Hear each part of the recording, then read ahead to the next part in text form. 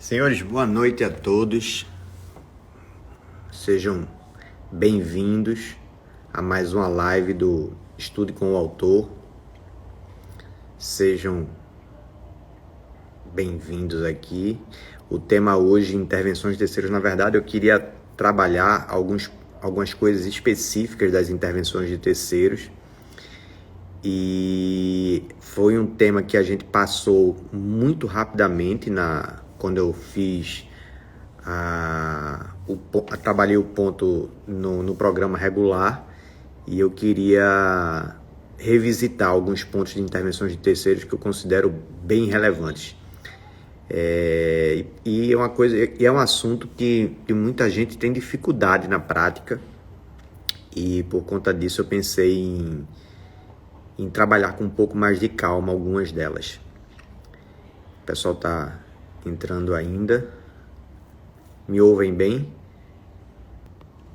Agora sim. É porque foi mal, galera. Foi mal. Burrice minha. Ele estava lá em cima parado e eu não estava vendo as mensagens embaixo aparecendo. Mas então, ótimo. Zé Roberto é o cara, né? Defensor público dos melhores no Rio de Janeiro e muito generoso com a leitura do meu livro. Queridos, vamos lá. O assunto hoje, intervenção de terceiros, como eu falava antes, é um assunto que muita gente tem dificuldade no dia a dia do processo civil. E para quem estuda para concurso público, principalmente para as provas do CESP, cara, intervenção de terceiro cai muito, mas muito mesmo. Então, é um assunto que invariavelmente você tem que dominar, ok? E como durante as lives regulares do Estudo com o Autor eu passei muito rapidamente sobre esse tema, eu queria voltar e trabalhar com mais calma. Um abraço para todos os meus amigos de Sorocaba, ok? Nunca dei aula em Sorocaba, pretendo um dia, se tiver oportunidade, dar uma aula aí. Certo, meus queridos? A live sempre fica salva depois no perfil. E lembre também que quando termina a live, abre aquele cupom de desconto, né? Mozart 2020, e aí você compra o livro com um desconto de mais de R$30. O livro sai de 179, normalmente ele é vendido por 150, ele vai para 129. É uma oportunidade para quem quer comprar o livro com desconto e frete grátis, certo? Mas vamos começar o nosso assunto de hoje à noite. Olha lá. Aqui, ó, no item 6.6.4.2, intervenções de terceiros, eu começo apresentando a distinção que nós tínhamos entre o CPC de 73 e o Código de 2015. Então, presta atenção. No CPC de 73, nós tínhamos 5 modalidades de intervenção. A assistência, na verdade, no Código de 73, ela não era tratada como uma intervenção de terceiro. Para o autor do Código, professor Alfredo Buzaide, a assistência era uma figura anômala. Tanto é que dentro do Código de 73, a assistência aparecia junto de litisconsórcio. Então, lá no artigo 46 do CPC de 73, aparecia do litisconsórcio da assistência. Aí depois, no artigo 56 do Código de 73, é que começava a falar sobre oposição. Só que apesar dessa distinção no texto, toda a doutrina era uníssona em dizer que a assistência era a modalidade de intervenção de terceiros. Então, nós tínhamos no CPC 73 a oposição, a nomeação à autoria, a denunciação da lide, o chamamento ao processo e a assistência. O que aconteceu no Código de 2015? A assistência ela foi mantida. Perceba, a denunciação da lide ela foi mantida. O chamamento ao processo, ele foi mantido. Tá aqui, ó, mantido.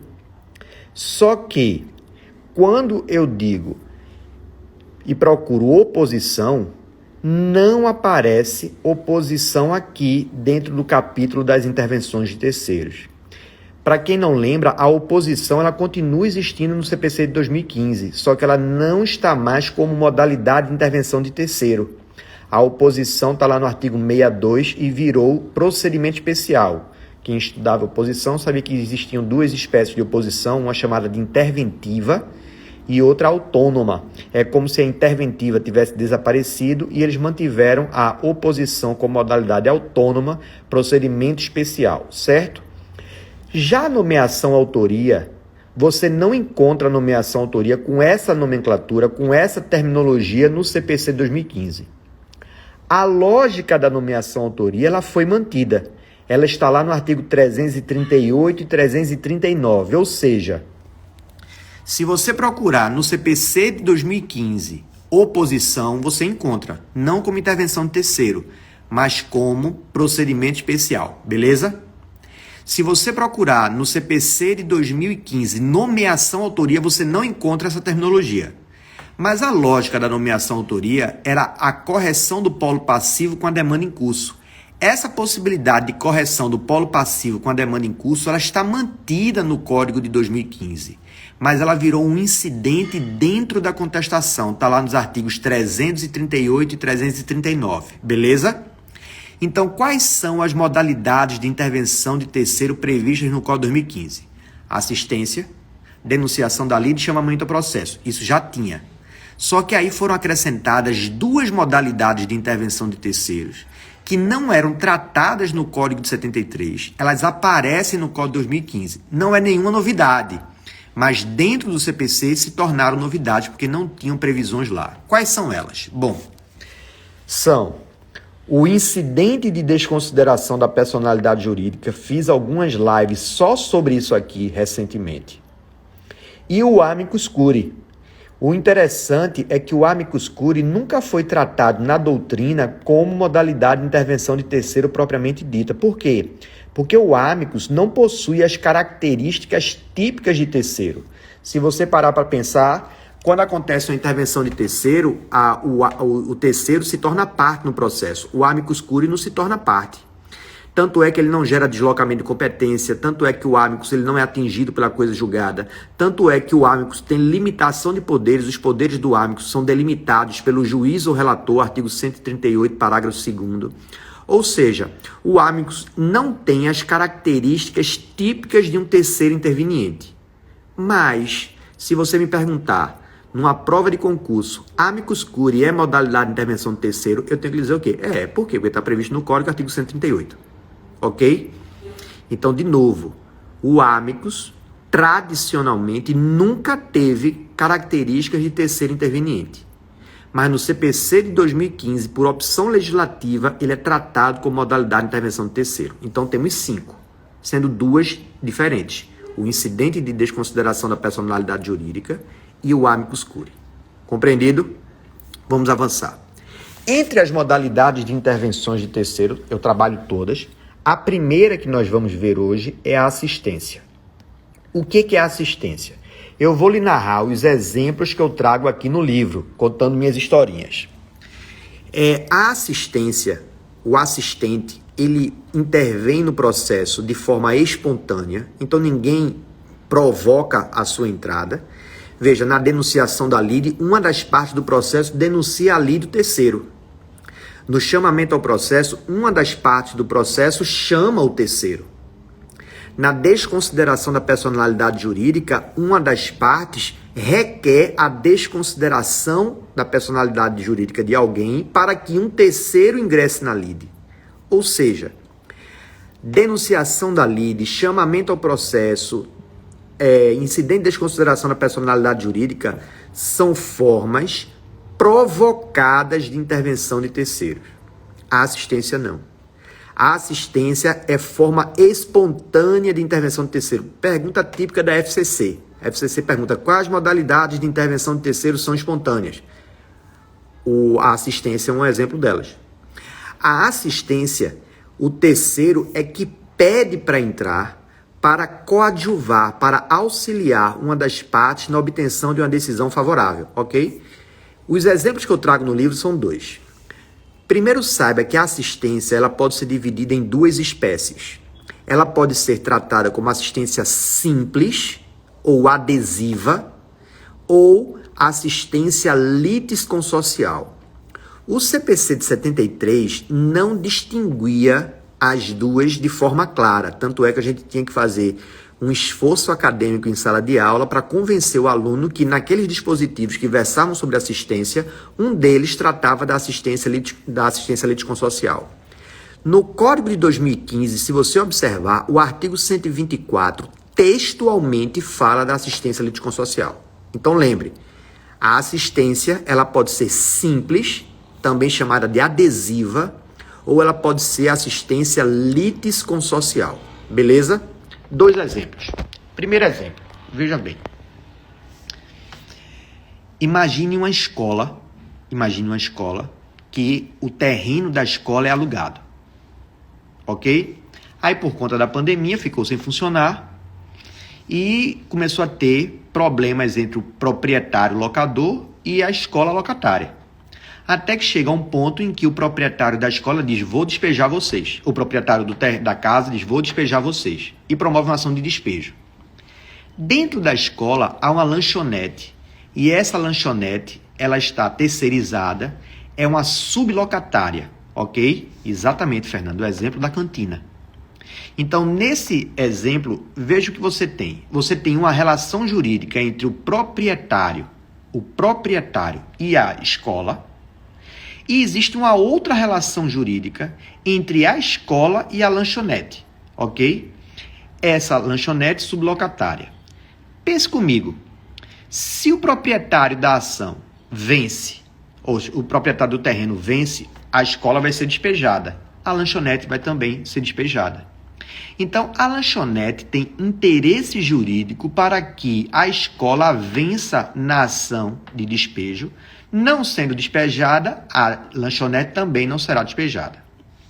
A pergunta de ouro para você saber distinguir se a assistência é simples ou litisconsorcial, preste atenção. É a informação mais importante sobre a assistência. É aquela que você vai guardar para você sempre na hora que algum cliente chegar no seu escritório, você estiver fazendo uma prova de concurso, ou então você estiver como juiz, como assessor de juiz e tiver que analisar um caso concreto. A pergunta que você fará é, preste atenção, o assistente, ou seja, o terceiro, ele tem relação jurídica com o adversário da parte assistida? Preste atenção nos nomes. Intervenção de terceiro, você tem que ter muita atenção no detalhe. De novo, quem é o autor da ação? O proprietário da casa. Quem é o réu da ação? É a escola. A escola é a parte que será assistida pelo terceiro. Quem é o terceiro? A lanchonete. Então, de novo, assistente, terceiro é a lanchonete. Parte assistida é o réu, neste exemplo que eu estou dando, é a escola. Fechou até aqui? Muito bem. Pergunto a você, o terceiro, o assistente, a lanchonete, ela tem relação jurídica com o proprietário da casa? A resposta é não. Ela tem relação jurídica com a escola, que é a parte assistida. Mas o assistente não possui relação jurídica com o adversário da parte assistida. Então, qual é a pergunta de ouro? Todas as vezes que alguém chegar para você no seu escritório, todas as vezes que você estiver analisando uma assertiva de prova, todas as vezes que você estiver analisando um processo, você vai fazer a seguinte pergunta. Esse terceiro que está ingressando, o assistente, ele possui relação jurídica com o adversário da parte que ele pretende assistir? Se ele tiver, meu amor, essa assistência é litisconsorcial. Se ele não tiver essa relação jurídica, a assistência é simples. Professor, qual seria o exemplo de assistência litisconsorcial? O exemplo que eu trago no livro é o seguinte. Você comprou um apartamento e a construtora ficou obrigada a lhe entregar a área comum. Piscina, salão de festas, hall, deck, tudo a área comum. A construtora não te entregou a área comum. O condomínio pode promover uma ação contra a construtora pedindo essa área comum? Pode.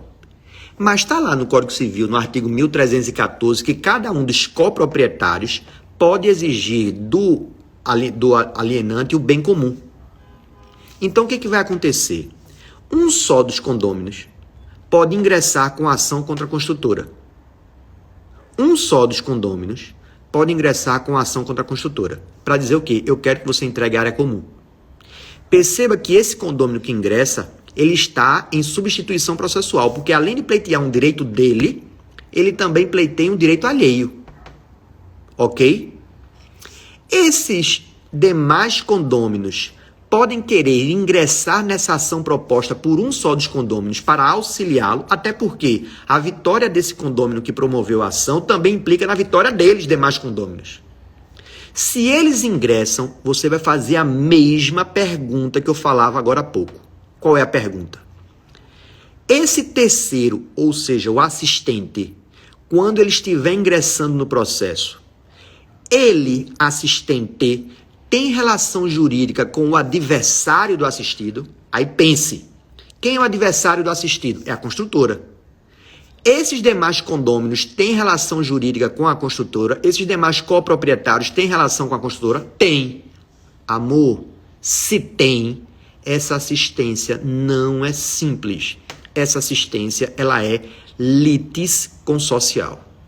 Então, a pergunta de ouro na vida prática, no concurso público ou no processo é a seguinte: o terceiro tem ou não tem relação jurídica, o terceiro assistente tem ou não tem relação jurídica com o adversário do assistido? Tem. Opa! Se tem, a decisão que vai ser promovida neste processo atinge ele diretamente. Nesse caso, a assistência é litisconsocial, artigo 124. Mas se não houver relação jurídica entre o terceiro e o adversário, veja, há relação jurídica entre o assistente e a parte assistida. O que eu estou lhe perguntando é se tem relação jurídica do assistente com o adversário da parte assistida. Se não houver essa relação jurídica, a assistência é simples. Mozart, na prática, o que isso vai implicar de mudança? Implica em relação ao regime que eu irei aplicar, principalmente em relação à coisa julgada. Por quê? Típica pergunta de prova de concurso. Mas pense numa típica pergunta de prova de concurso. A pergunta é: a coisa julgada atinge o assistente? A coisa julgada atinge o assistente? A resposta vai ser sempre assim: a assistência é simples ou litisconsocial? Porque se for litisconsocial, atinge. Por quê? Porque o assistente litisconsocial, ele será tido no processo como litisconsorte, ou seja, ele vai ser tido como parte no processo. Artigo 124. Mas se a assistência for simples, a coisa julgada não atingirá a parte assistente. Por quê? Porque está lá no artigo 121 que o assistente simples será visto no processo como auxiliar da parte. Ele não vai ser visto como litisconsorte, mas sim como auxiliar. O que vai acontecer? A coisa julgada não vai atingir o assistente simples, mas vai acontecer um outro fenômeno que está previsto no artigo 123, que é a impossibilidade de rediscutir a justiça da decisão, que é uma questão bem mais complexa. Mas, de novo, para sintetizar quem está aqui. Primeiro, a assistência pode ser simples, adesiva, ou litisconsocial. Fechou aqui? Segundo, a assistência modalidade provocada ou espontânea? Espontânea. Terceiro, como é que eu distingo basicamente a assistência simples da litisconsocial? É fazendo a seguinte pergunta: o assistente, que é o terceiro, possui ou não possui relação jurídica com o adversário da parte assistida? Se possuir, essa assistência é litisconsocial. Se não possuir, essa assistência é simples. Se a assistência for litisconsocial, o assistente será tratado no processo como litisconsorte da parte. Portanto, será submetida ao regime da coisa julgada que se formará nesse processo em que ele interveio. Mas se a assistência é simples, o assistente terceiro ingressa no processo e não é tratado como parte, é tratado como auxiliar. O que isso implica na prática? Ele não vai ser atingido pela coisa julgada, mas ficará impossibilitado de rediscutir a justiça da decisão. Artigo 123. Como é que eu quero que você visualize tudo isso que a gente falou até agora? No livro, quando eu termino de explicar tudo isso que eu falei para vocês, tem essa tabelinha. E essa tabelinha aqui vai servir para sintetizar o que eu falei até agora. Na assistência simples, não há relação jurídica entre o assistente e o adversário. Na assistência litisconsorcial, existe essa relação jurídica. Na assistência simples, a pretensão de direito material, ou seja, o direito à renovação da área lá do aluguel, não é da lanchonete, é da escola. Ou seja, o direito material não pertence à parte assistente, mas apenas à parte assistida.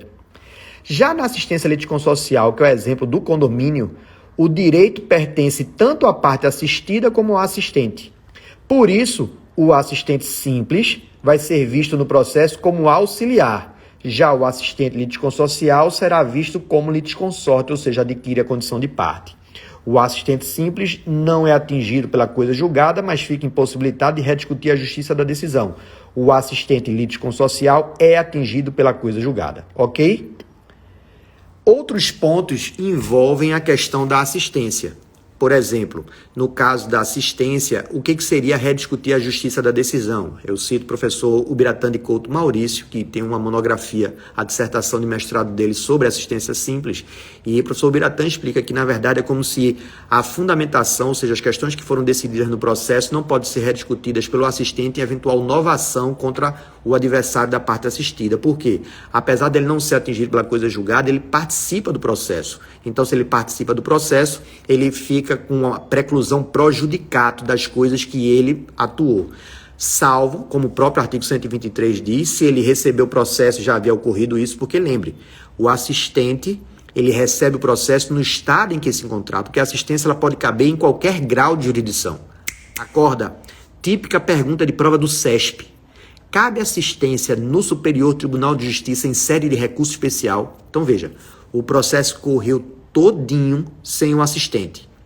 Quando ele estava lá no STJ, em recurso especial, surgiu o assistente. É possível? Sim, farta jurisprudência do STJ. Está lá no artigo 119, parágrafo único. Cabe assistência em qualquer fase do processo e em qualquer grau de jurisdição. Alô, decisão recente do STJ da semana passada, não cabe assistência dentro da execução. Na verdade, isso é um ponto bem polêmico dentro da doutrina. O professor Araquém de Assis, inclusive, fala que tem um texto de professor Ponte de Miranda que ele diz a possibilidade de formação de assistência dentro da execução, mas não explica como. E aí virou até meio que um motivo de brincadeira entre os doutrinadores se a assistência seria ou não seria possível na execução, por um motivo. Via de regra, não se discute mérito na execução. Se não há mérito, não tem por que existir assistência, porque não vai ter uma decisão favorável para uma das partes, a não ser que seja nos embargos à execução, mas aí não é execução, é ação de cognição.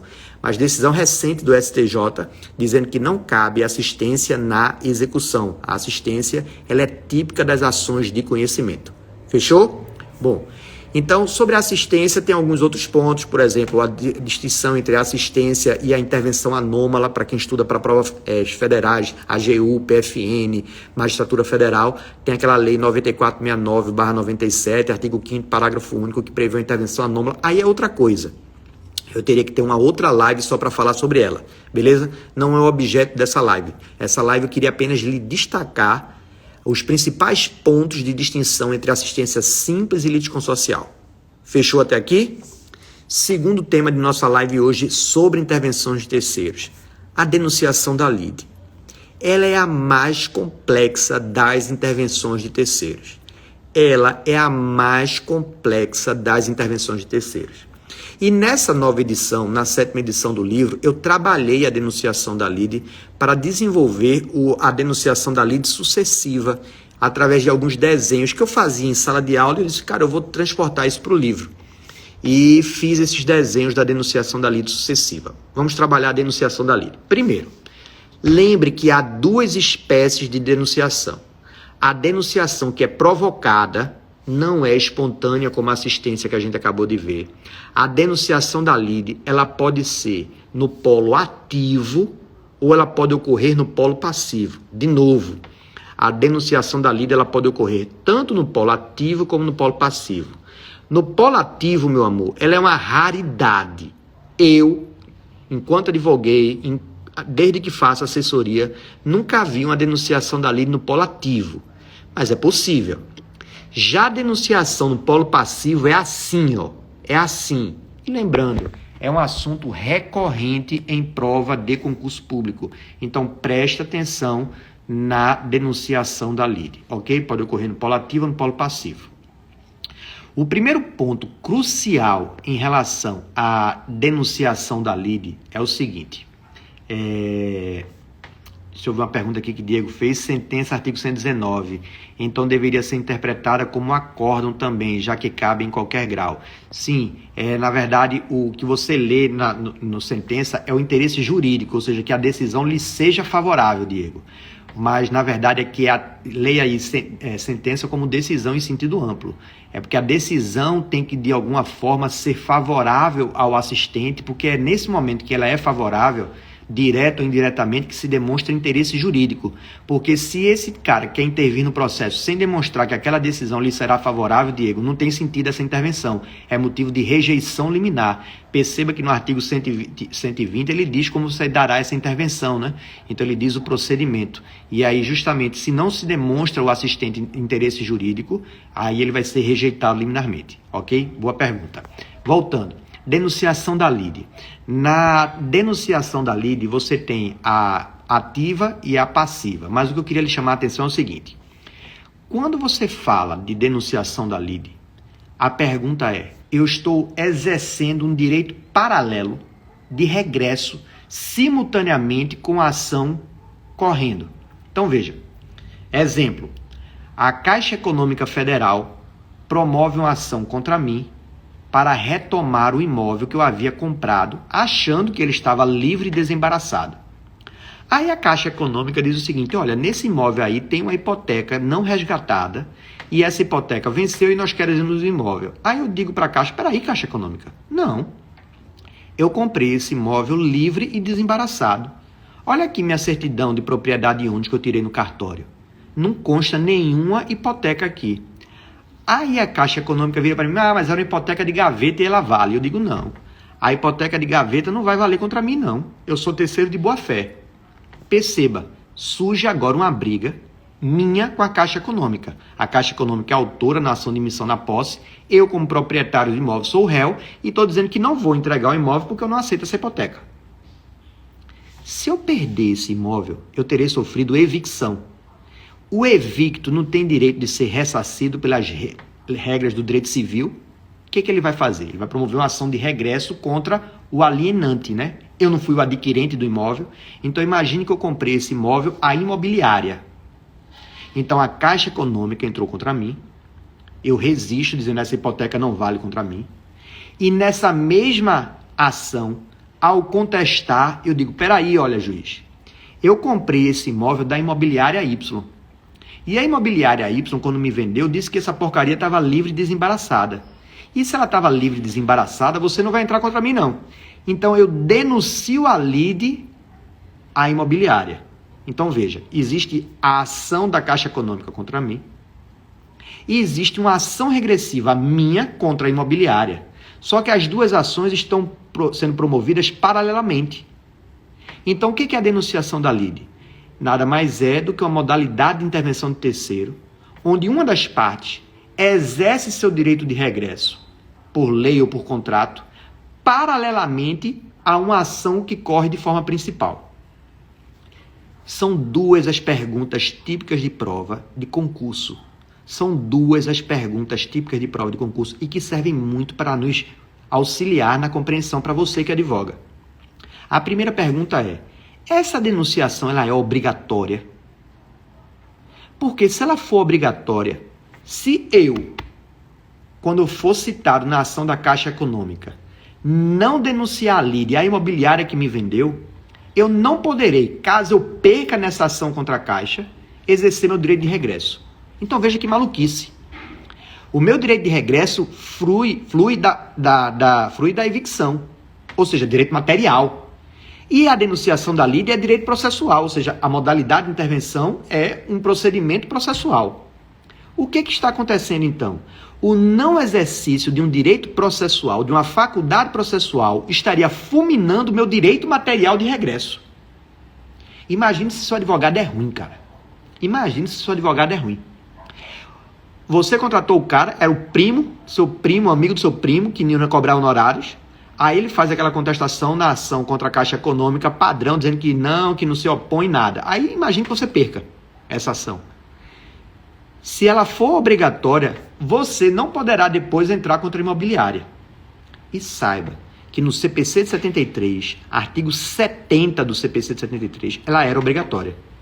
Saiba que até 2006, o STJ tinha um entendimento uniforme que a denunciação da lide nos casos de evicção era obrigatória. Ou seja, se o seu primo não fizesse a denunciação, você, perdendo nessa ação da Caixa Econômica, perderia o seu direito de regresso. Vê que loucura! Com a glória do Senhor, o STJ já tinha mudado esse entendimento e agora está expresso no artigo 125, parágrafo 1º, que a não denunciação da lide,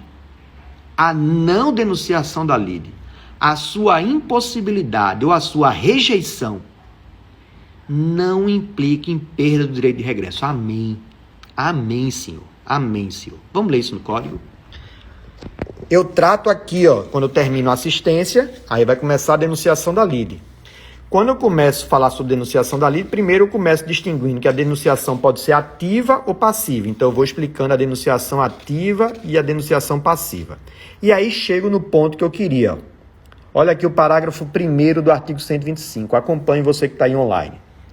O direito regressivo, ou seja, meu direito contra a imobiliária, será exercido por ação autônoma quando a denunciação da lide for indeferida. Professor, quando é que ela vai ser indeferida? Por exemplo, você não conseguiu promover a citação no prazo de 30 dias do terceiro. Aí indefere. Ou então, quando é denunciação da lide sucessiva, você é o denunciado sucessivo e não pode fazer uma nova denunciação. Ela é indeferida. Deixar de ser promovida, ou seja, seu advogado não promoveu a denunciação porque não quis ou porque vacilou.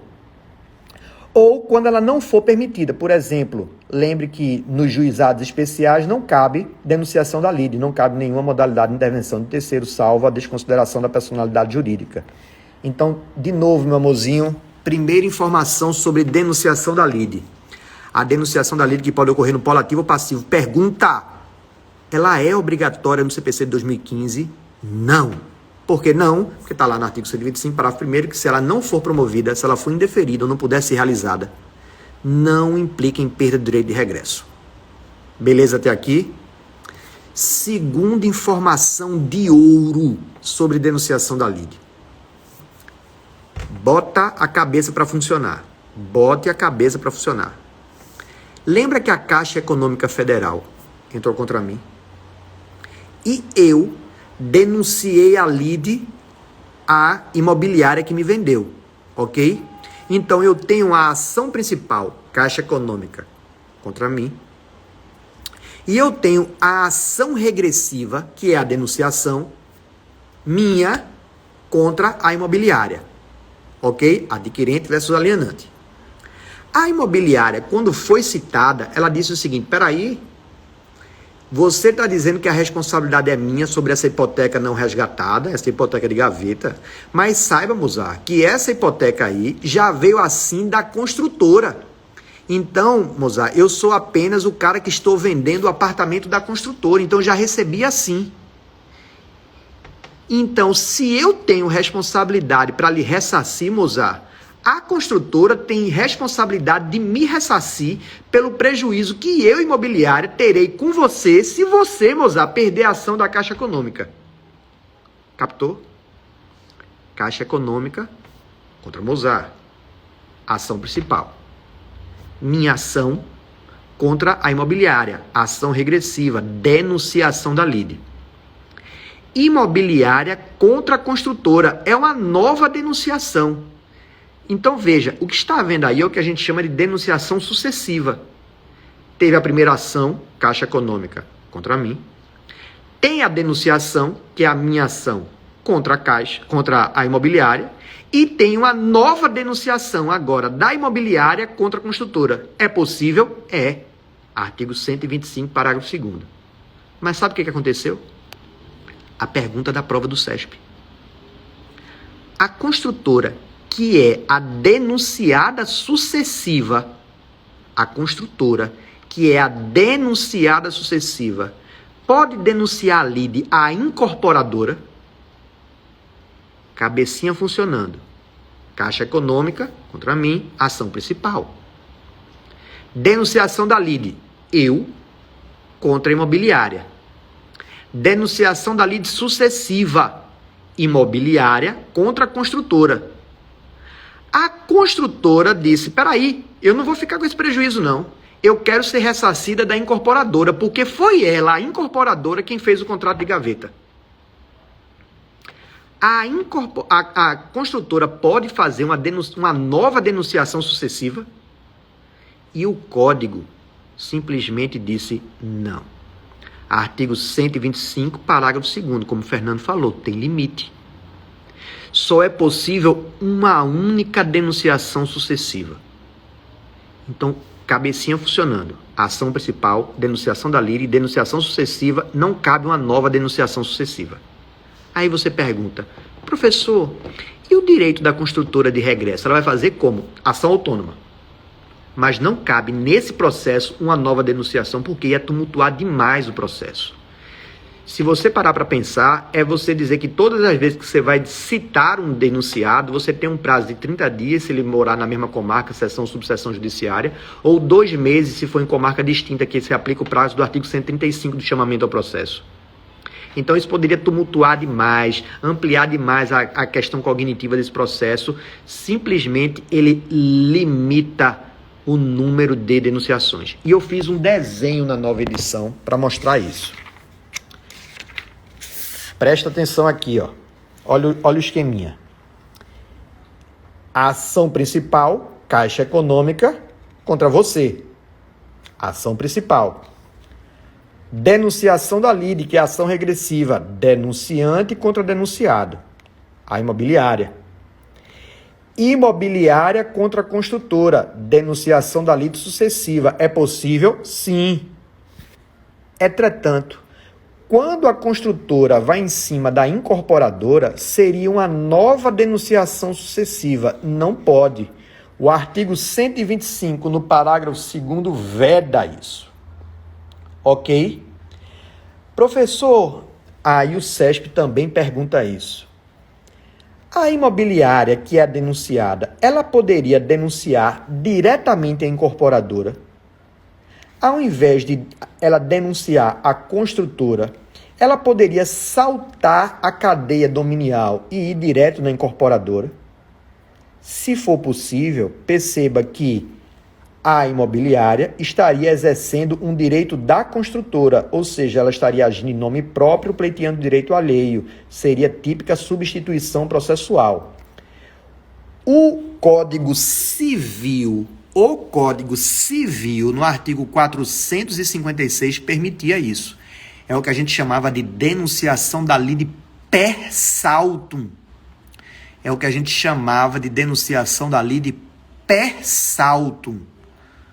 O Código de 2015 revogou o artigo 456 do Código Civil.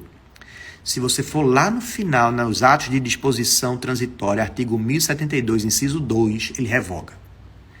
Então, meus amores, terceira informação de ouro sobre denunciação da lide. Primeiro, cabe no polo ativo, cabe no polo passivo.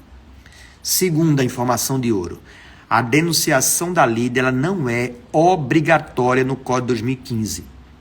Terceira informação de ouro. Cabe denunciação da lide sucessiva? Sim. Quantas vezes? Uma. Não cabe uma nova denunciação.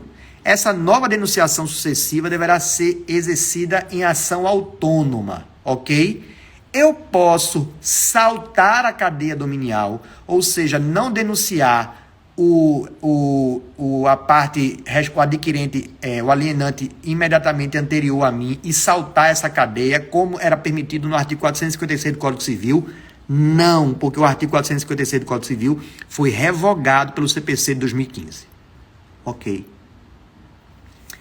Quarta informação de ouro sobre a denunciação da lide. A prejudicialidade que ocorre com o julgamento da ação principal e a ação regressiva. De novo, meus queridos, hora de botar a cabeça para pensar. Você acha que a imobiliária quer que eu vença na ação contra a Caixa Econômica? Pense, a Caixa entrou contra mim. E eu digo, essa hipoteca não pode ser utilizada contra mim.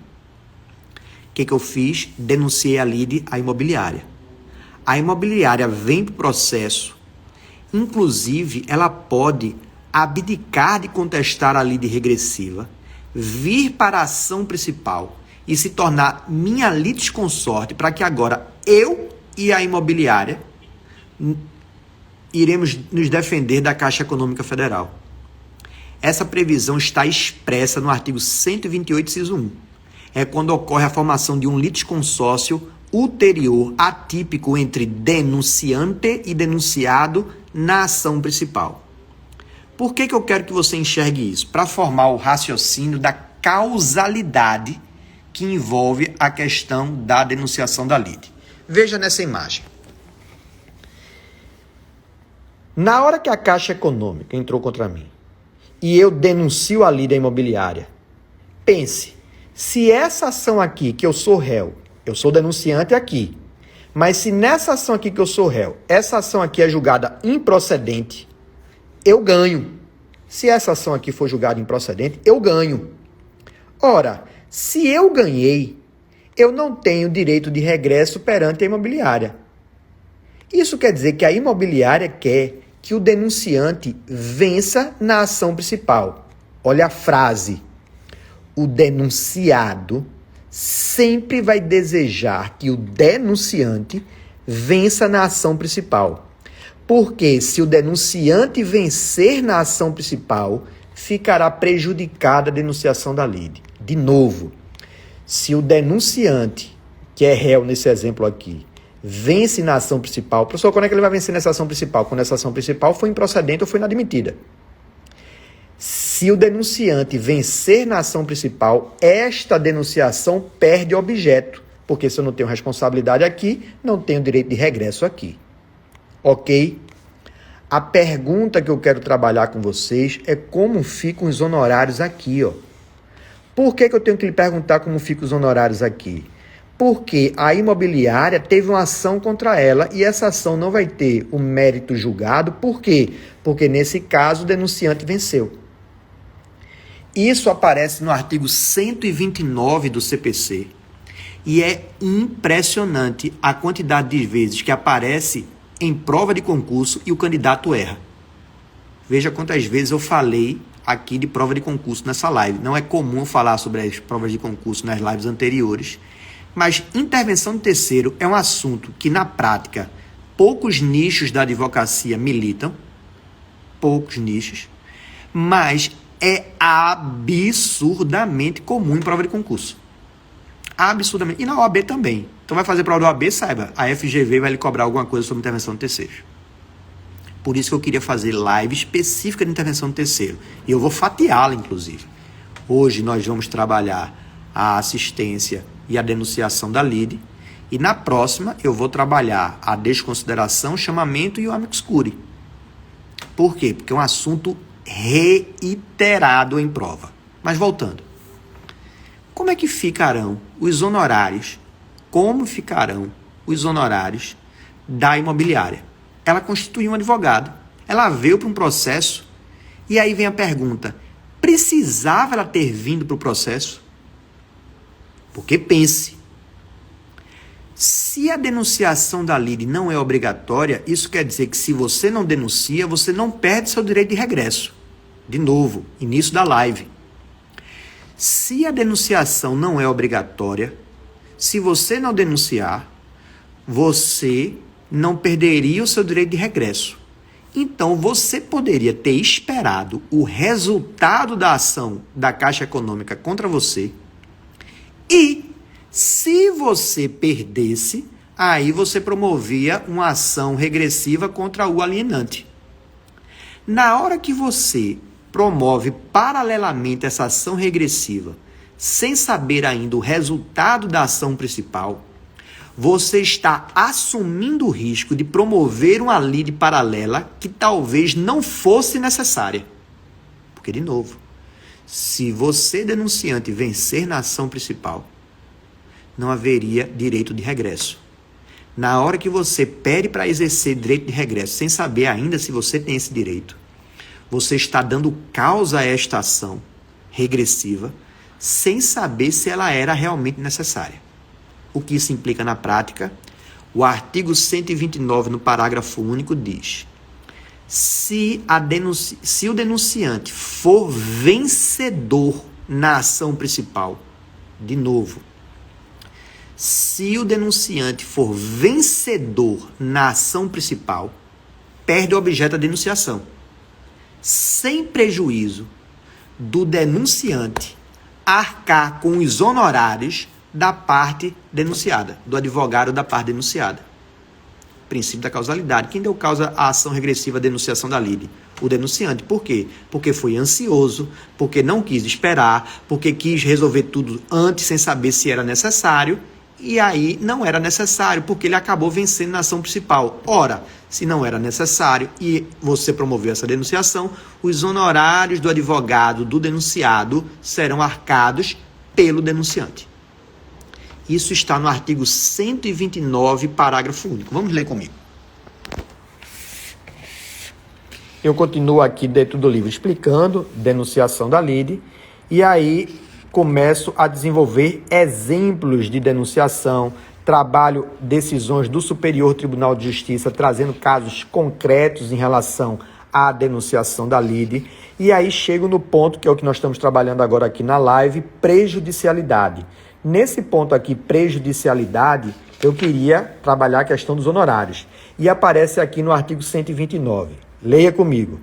Se o denunciante for vencido, ou seja, ele perdeu na ação principal, o juiz passará o julgamento da denunciação. Então, de novo, se o denunciante perde, aí eu vou julgar a ação regressiva.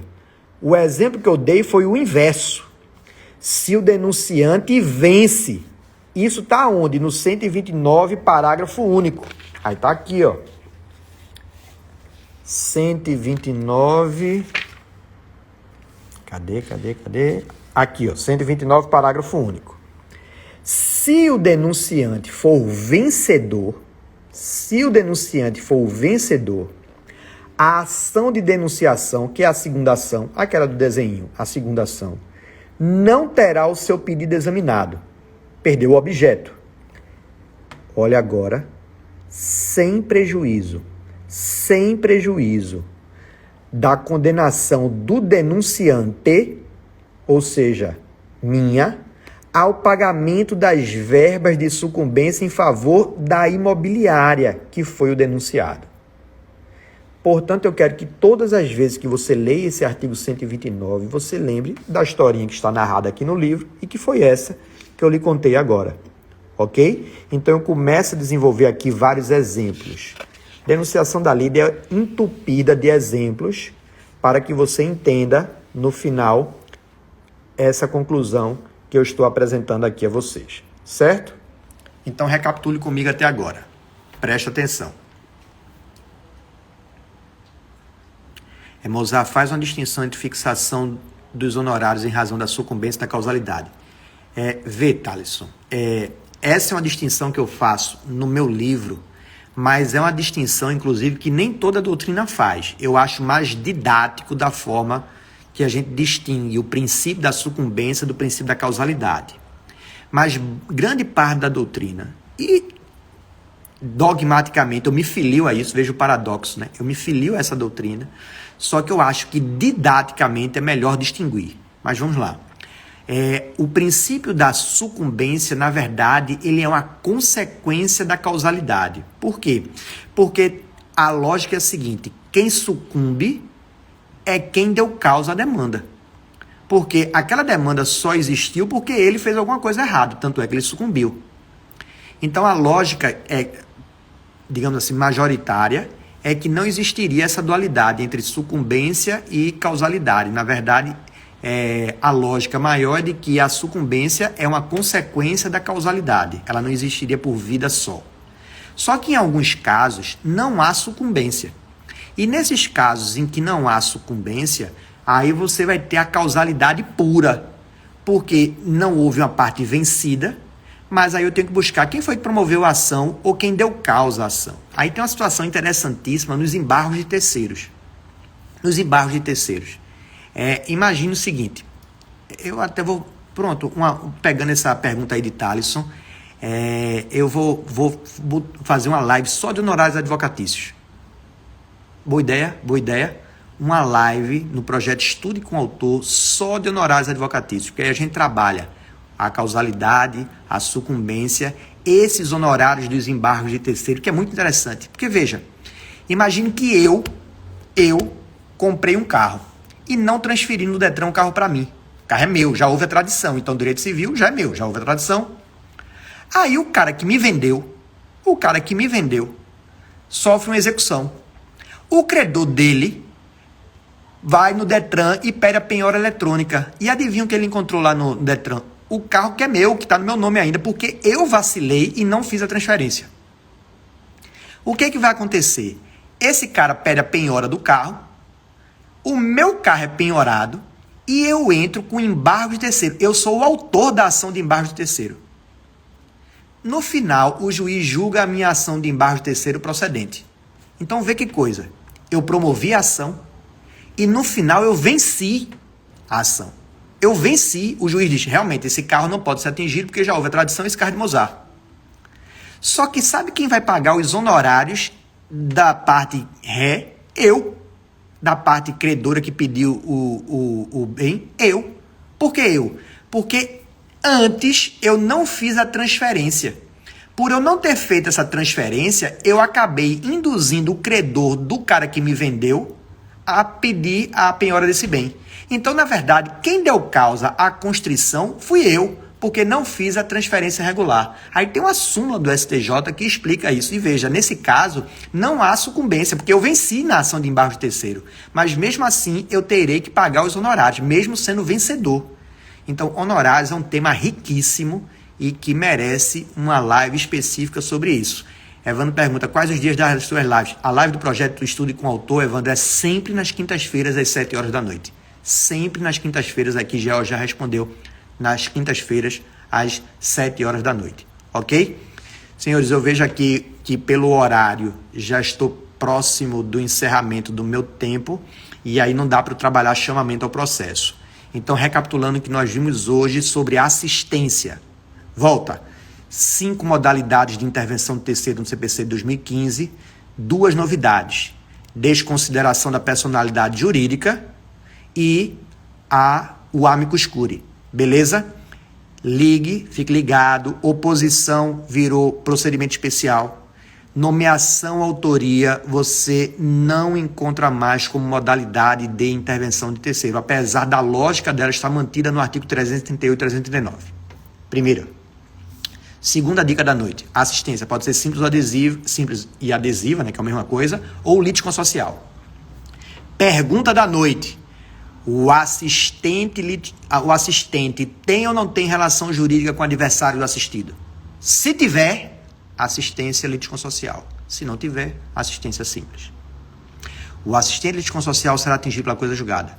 O assistente simples, não, porque ele é visto apenas como um auxiliar, mas fica impossibilitado de rediscutir a justiça da decisão.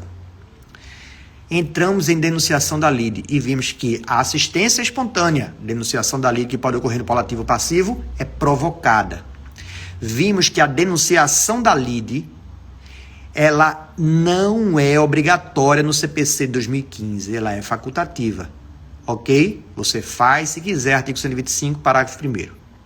Vimos que é possível ocorrer denunciação da lide sucessiva, mas uma única vez, e não é mais possível ocorrer a denunciação da lide per saltum, ok?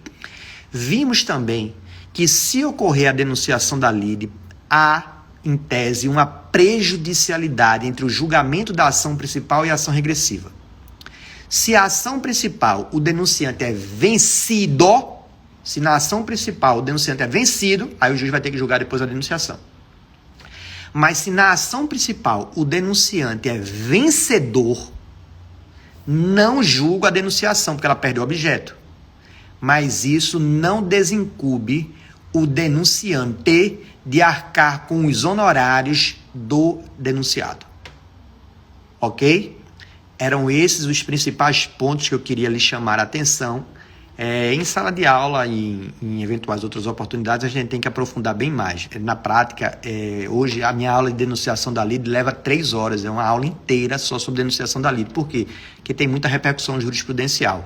Muitas delas eu trago, inclusive, no livro, eu passei algumas coisas, infelizmente a live só dura 1 hora, então eu tenho que selecionar os pontos para serem abordados aqui de uma forma mais didática, que é a forma de live. Certo, meus amores? Próxima quinta, continuaremos dentro de intervenções de terceiros. Próxima quinta, vamos trabalhar a desconsideração da personalidade jurídica e o amicus curiae, ok? Desconsideração da personalidade jurídica importantíssima para quem advoga, importantíssima para quem trabalha no judiciário, magistrados e suas assessorias. E, com certeza, por conta disso, outro tema extremamente comum em prova de concurso. Ok, filhotes? Lembrando que quando encerra a live, abre aquele cupom. Então, quem se interessou pelo livro tem a oportunidade de comprar o livro por 2 horas. Portanto, das 8 já está aberto o cupom. Já são 8h06. Então, das 8 até as 22 horas da noite de hoje, o cupom Mozart 2020, Mozart 2020. E aí o livro que custa R$179, normalmente vendido por R$149 pela editora, fica por R$129 frete grátis. E de novo, as mensagens estão sendo, o feedback desse livro está chegando em 3 dias, 2, 3, 4 dias na casa da pessoa. Então a editora tem entregado via de regra, claro que às vezes varia de estado para estado, algumas regiões o correio é mais lento, infelizmente, mas em muitas áreas o livro está sendo entregue muito rapidamente. Ok? Espero que tenham gostado. Eu vi que teve algumas perguntas que eu não consegui responder. Aí qualquer coisa me manda depois a pergunta pelo inbox que eu tento responder o mais breve possível. Certo, meus senhores? Beijo para todos. Até a próxima quinta. Fiquem bem, fiquem em paz, fiquem com saúde. Beijo para todos. Abraços, boa noite e até a próxima, galera.